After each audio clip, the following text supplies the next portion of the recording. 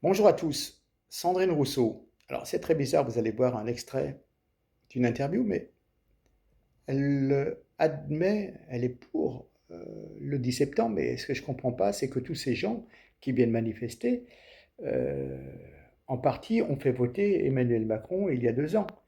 Donc elle vient s'étonner maintenant, elle n'est pas contente du budget, mais ils ont tous appelé sans retenue au second tour à voter Emmanuel Macron. Et maintenant, ils jouent les étonnés et veulent remonter dans le train de la protestation en disant non, on n'est pas d'accord et tout.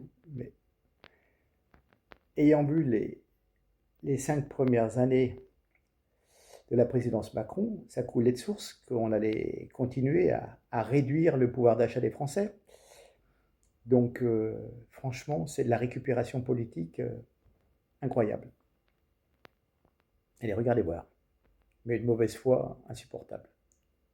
Est-ce que vous craignez le retour des Gilets jaunes finalement Je crains. Au départ, c'est une mobilisation citoyenne qui Bien part des sûr. réseaux sociaux, avec des comptes d'extrême droite aussi d'ailleurs, il faut le dire, d'anciennes figures des Gilets jaunes, qui semblent vouloir être récupérés par les partis politiques aujourd'hui, et donc la France Insoumise et les écologistes.